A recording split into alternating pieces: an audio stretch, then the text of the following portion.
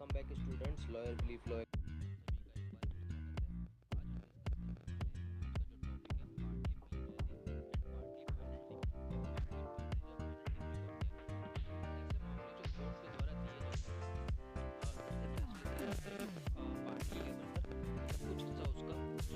Final होता है और कुछ पे जजमेंट उस पे जो है एग्जामिन के लिए पेंडिंग हो जाता है। और एग्जांपल के लिए देखिए तो दो ब्रदर्स हैं ए एंड बी, ठीक है। दो ब्रदर्स ए एंड बी है, उनका जो मामला जो जाता है वो कोर्ट में जाता है।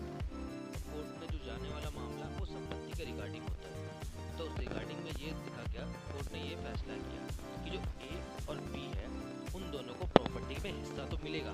तो जो ये है जिसको हम फाइनल डिग्री कहते हैं, और कितने परसेंटेज पे मिलेगा ये जो डिसाइड करेगा उनके भविष्य में। तो ये पार्टनरली प्लीनरी हो जाएगा, ठीक है। इसको एक बार समझते हैं। कोर्ट ने डिग्री दी तो उसके अंदर पहला आएगा राइट टू प्रॉपर्टी, क्योंकि संपत्ति का अधिकार दोनों के लिए है, तो इसलिए हम इसको सिर्फ फाइनल डिग्री कहेंगे। ठीक उसी प्रकार अब जो उसके अंदर सेकंड पार्ट बचा वो बचा है कि प्रोसेस ऑफ शेयरिंग, कि किस तरीके से उनके जो प्रॉपर्टी का बंटवारा होगा, वो अभी बाकी है, कोर्ट ने उसको पेंडिंग रखा हुआ है, तो इसलिए वो पार्टनरली प्रीमिनरी हो जाएगा। ठीक है बच्चों, समझ में आया। अब आगे देखते हैं, एक और एग्जांपल से समझने की कोशिश करते हैं तो आपको और अच्छे से समझ में आएगा। ठीक है, दूसरा जो हमें एग्जांपल ले लेते हैं डिवोर्स का विद एलिमनी के साथ। अगर देखो, अगर कोर्ट में जाता है, एक हस्बैंड और वाइफ के बीच में डिवोर्स का जाता है, तो डिवोर्स तो कंफर्म हो गया, तो ये एक तरीके से फाइनल डिग्री होगी, ठीक है। लेकिन एलिमनी का जो पैसा है वो डिसाइड करेगा कोर्ट बाद में कि किस रेशो में या कितना हिस्सा जो है एलिमनी का मिलेगा, तो इसको हम पार्टनरली प्रीमिनरी कहेंगे। तो ये एक और उदाहरण इस तरीके से हो सकता है, ठीक है। एक और उदाहरण की बात करें जो आपको और समझ में आएगा, तो हम ये मान लेते हैं कि एक एम्प्लॉयर और एक एम्प्लॉई है, ठीक है।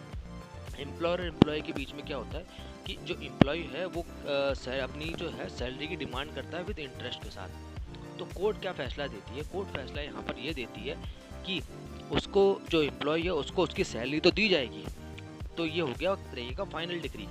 लेकिन उसको जो सैलरी नहीं मिली थी उसके ऊपर इंटरेस्ट कितना मिलेगा वो अभी कोर्ट डिसाइड करेगी। तो इसको हम कहते हैं पार्टनरी प्रीमिनरी डिग्री। अब एक चौथे एग्जांपल से भी समझ लेते हैं, अगर नहीं समझ में आया तो एक्सीडेंट क्लेम और मेडिकल रिपोर्ट। तो इसके अंदर भी क्या होता है कि अगर किसी बंदे का एक्सीडेंट हो जाता है और वो इंश्योरेंस क्लेम के लिए जाता है और इंश्योरेंस से क्लेम नहीं मिलता, तो कोर्ट क्या डिग्री देती है कि उसका एक्सीडेंट हुआ है, तो वो उसको एक्सीडेंट को एक्सेप्ट कर लेती है, क्लेम को एक्सेप्ट कर लेती है। बट ये कहती है कि मेडिकल रिपोर्ट पहले आ जाए, उसके बिहाफ पर उस